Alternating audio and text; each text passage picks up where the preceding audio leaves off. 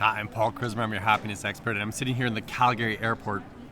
And as I was sitting here, I was kind of thinking, I'm in what's called the liminal space. It's an architectural term. Liminal means threshold, and it's anything that's kind of a transitional space, hallways, corridors, that kind of thing, are liminal spaces. And from a psychological perspective, we often find ourselves in liminal spaces. And maybe a real clear one is like where I am right now in this beautiful Calgary airport. And I'm on my way from Grand Prairie, headed to Las Vegas, and then tomorrow I head to Paris. I know, poor me, headed to Paris. But there's something more to it than just this physical space. It's that where are we going in terms of our emotional states or our personal growth? And liminal spaces can be scary. You know, the dark, endless hallway is the classic horror movie scene, and they do that weird full pull focusing where the person's walking down the hallway, and the distance at the end of the hallway seems to be forever equally far away. And so we know liminal spaces can be frightening. It's anytime we're in the middle of a transition where we've already embarked on the beginning of the journey, where we've left the familiar behind, and we're not yet at the new normal, the new whatever, the new unknown is not yet arrived at, so that it becomes a known. And so this video is about this topic of liminal space, which all of us in some fashions, in some areas of our lives, are always in the midst of. And they can be scary, unsettling, disoriented spaces to be in. And so I'm going to talk a little bit today in this video about managing, having some perspective on it, and kind of just what it's like emotionally to be there. So stay tuned, coming right up.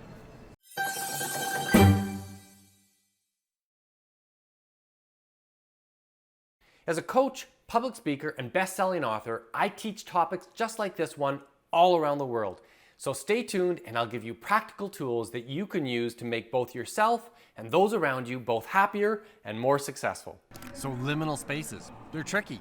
You know, and even I'm going to have David put a clip of how I worked this morning. I was in a hotel in Grand Prairie, having done an event for a client physically in Grand Prairie yesterday, and this morning I was doing a virtual event, and it was out of my usual home studio with all its good cameras and lightings and all that. And so the picture will be somewhat humorous as to the setup I managed to make for my virtual event in Grand Prairie this morning. And it felt very much a liminal space, not my settled, regular space, but unsettled and kind of disorienting. And that's what liminal spaces are like generally. And maybe there's no better example than the pandemic. We're all in this particular liminal space together. We had a normal up till the end of February, more or less, 2020. And then the whole world went into this change that was clearly a departure from what we had known in the past. And now 22 months later, we're still not yet in some place where we say, oh, this is the new normal or the new regular, the thing that I've become familiar with. And we have a degree of familiarity, but we still feel very much like we're in transition. That's liminal space. And it's challenging emotionally. It's disorienting. It's anxiety provoking sometimes and downright fearful. And sometimes we just want to rush through the liminal spaces. We want the security of feeling safe and normal. But there's a potential loss there, that we miss the opportunity for the growth and the learning that may be in the midst of that. And you know, there's other examples besides the pandemic. You know, if you've not yet started a new job, you're in a liminal space. It's anxiety, and it might be exciting too, but we don't know what we don't know. And we will only know the unknown until we've been settled in the new normal. And you know, other personal growth thing, whatever it might be that you're choosing to pursue something in life. Fitness, spiritual growth, whatever it is. And sometimes that's just a wanted, desired, planned out thing, and sometimes these things are forced upon us. We suddenly find ourselves in the midst of a divorce that we didn't see coming, and we're clearly stuck in a significant liminal space when we find those circumstances. And ideally, we find the path to growth. And now there's some grieving and sadness and being with the fear that we have to simply settle in with. But ideally, we also find the opportunity to become the bigger, better person in whatever this liminal space is offering us.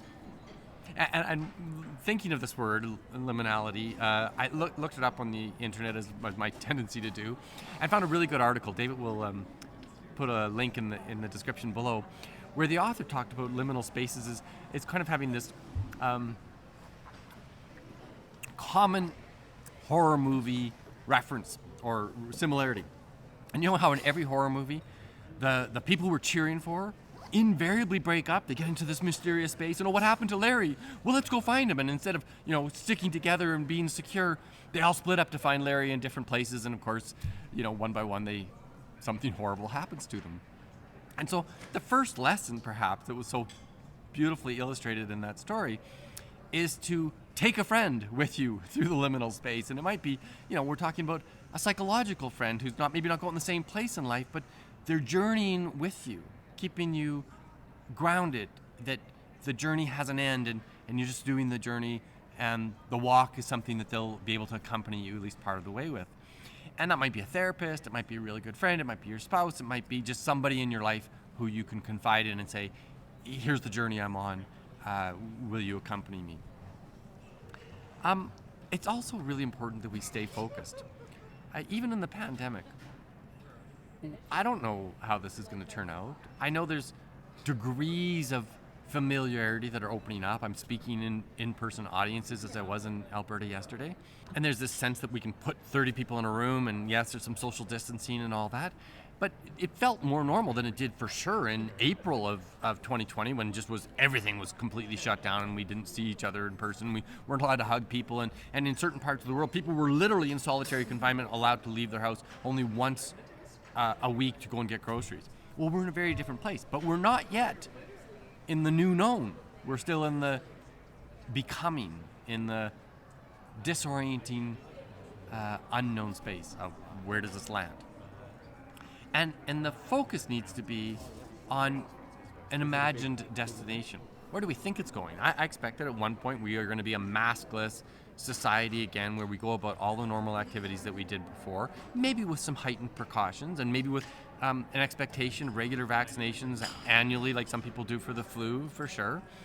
So there will be differences, but we'll get to some kind of new normal, and maybe we can focus on that longer term picture, and maybe even see some milestones. Oh, I've got my booster shot, or I'm traveling that I haven't done for months and months and months, and see nearer term milestones to feeling more like you're in the known. And that might be one way to find our way through liminal spaces.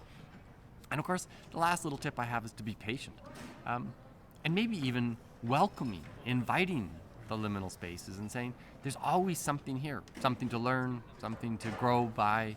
And in the midst of this pandemic and whatever personal growth you're doing, have some reflective time. How are you becoming a bigger, more expansive person in this? And if you can't clearly see a way that that's occurring for you, then maybe there's an invitation there to say, what is it that I'm supposed to be learning? How am I supposed to be growing through this space? Anyway, that's enough of a rather philosophical topic this week. Super great to see you all. Hope people are preparing for the holidays and feeling some familiarity to some of the routines and pleasures we get from this time of year, wherever you are. And the next message I expect will come from Paris. If you like this kind of video, click the like button, share it with your friends and family, and we will see you next week. Thanks so much for watching. Bye for now.